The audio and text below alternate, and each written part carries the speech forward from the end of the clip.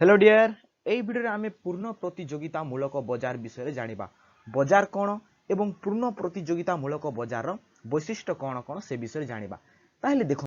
प्रथमे आमे जानिबा बजार कोन देखंतु बजार आपण माने प्रत्येक दिन बजार जाउछंती हेले बजार कोन ता आपनहु जानिबा दरकार जेपुरी देखंतु आमे कोनोसी जदी बजार को गले बजार रे कोनोसी द्रव्य किनले ताहेले प्रथमे आमे मनी पे करथाउ किंबा पैसा दे थाउ आउ ता ठारू गोटे गुड्स नहीं थाउ जेपरी आइसक्रीम दुकान आम आइसक्रीम नेले एवं ता बदल पैसा देले बजार होची गोटे स्थान जेउठारे कि द्रव्यर परिव्यय होइथाय द्रव्य स्थान रे पैसा एवं पैसा स्थान रे द्रव्य सही स्थान को आमे बजार कहि पारिबा जेउठारे क्रेता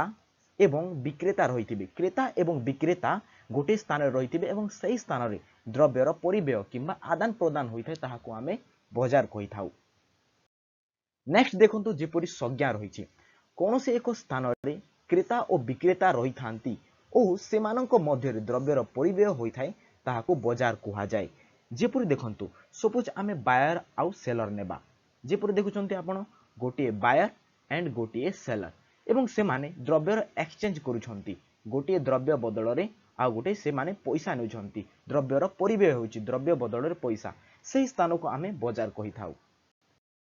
नेक्स्ट देखंतु बजार हेउछि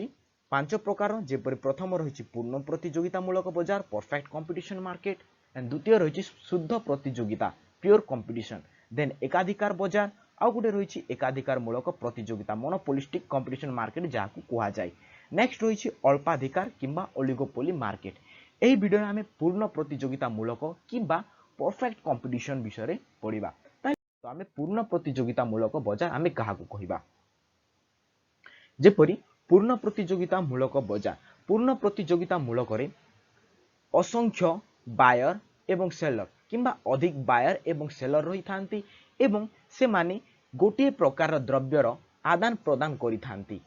गोटे स्थान जेउठारे अधिक संख्यक बायर एंड सेलर क्रेता एवं विक्रेता रही थांती एवं गोटे प्रकार द्रव्य को से माने किणा बिका करि थांती सेही परि स्थान को आमे पूर्ण प्रतियोगिता मूलक बजार कहि थाउ जेउठारे देखंतु जिनिस समान किंबा द्रव्य समान होइथिबारो सेमानक प्राइस मध्य समान रही थाए आउ एही बजार रे कोनोसी क्रेता अधिक किणी द्रव्यर दर को इन्फ्लुएंस किंबा प्रभावित करि पारि न थाए जेति कि दर रही थाए ता प्रत्येक दुकान रे सेम रही थाए।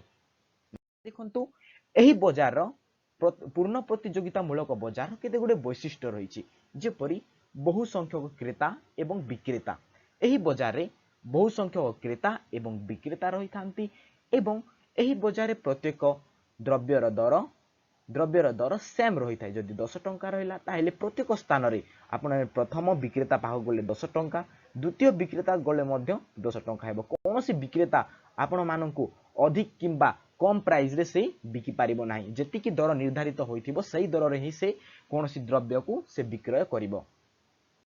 नेक्स्ट रहिछि समजातीय द्रव्य देखंतु एवं एही बजार रे केवल गोटे प्रकार द्रव्य विक्रय करा जाय थाय गोटे प्रकार द्रव्य विक्रय हेतु एहार प्रत्येक द्रव्यर दर सेम रही थाय 10 टंका रहला जेपली आपण माने देखि पारुछंते एही कदली बजार रे प्रत्येक द्रव्यर दर पूरा सेम रही थाय। नेक्स्ट रहिछि अबाध प्रवेश एवं प्रस्थान एठारे कोन होई थाय कोनोसी फर्म किंबा अनुष्ठान रो प्रवेश उपरे निषेध किंबा टैक्स लगा न थाय एपरि फ्री एंट्री एंड एग्जिट होई थाय कोनोसी जदि विक्रेता चाहिए ताहेले से माने बाहर ही पारिबे एवं कोनोसी विक्रेता चाहिए ताबे से माने एंट्री करि पारिबे। नेक्स्ट देखंतु नेक्स्ट रहिछि बजार संपर्क रे संपूर्ण ज्ञान एही बजार रे प्रत्येक विक्रेता को संपूर्ण ज्ञान रखिबा उचित कारण बजार दर कम किंबा अधिक हेले से माने बहुत शीघ्र से माने जानि पारिबे जदि संपूर्ण ज्ञान रखिथिबे ताहेले बहुत शीघ्र जानि पारिबे न हेले से माने क्षति रे पड़िबे तेणु बजार संपर्क रे संपूर्ण ज्ञान रखिबा उचित। नेक्स्ट रहिछि उत्पादन साधन पूर्ण गतिशीलता परफेक्ट मोबिलिटी ऑफ फैक्टर्स एठारे उत्पादन साधन मध्य सेम रहिथिबो उत्पादन साधन जेपरि स्थिर साधन रही थाए एवं परिवर्ती साधन रही थाए स्थिर साधन आमे कहा कहि थाउ जेपरि लैंड रहिछि भूमि को आमे स्थिर साधन कहि थाउ भूमि रहिछि स्थिर साधन आउ मध्य स्थिर साधन रही थाए भूमि तापरे मेसिन रहिछि ए मानको आमे स्थिर साधन कहि थाउ आउ गोटे रहिछि परिवर्ती साधन जेपरि इलेक्ट्रिक बिल इलेक्ट्रिक बिल रही थाए तापर रही लेबर लेबर मानक आम परिवर्ती साधन कही था यही स्थिर एवं परिवर्ती साधन दर सेम रही थाए नेक्स्ट रही परिवहन व्ययर अनुपस्थिति यही बजार रे प्रत्येक विक्रेता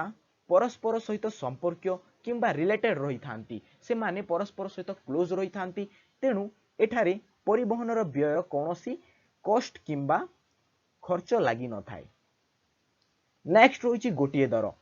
यही बजार रे सेम गुड्स किंबा समान प्रकार द्रव्य बिक्री हेउथिबारु सेमानक दर मध्य सेम रही थाए पूर्ण प्रतियोगिता मूलक बजार रे फर्म किंबा अनुष्ठान फेस करुथिबा डिमांड कर देखंतु आपण मान लिखिबे एग्जाम रे प्रथमे एक्स एक्सिस रे आमे द्रव्यर परिमाण सूचित कले एंड वाई एक्सिस रे द्रव्यर दर ताहले देखंतु बजार दर एक निर्धारित दर होई थाए पूर्ण प्रतियोगिता मूलक बजार रे विक्रेता माने द्रव्य दर निर्धारित करि न थांती विक्रेता माने द्रव्य दर निर्धारित न करी सप्लाई एवं डिमांड दुईटी फोर्स रही थाए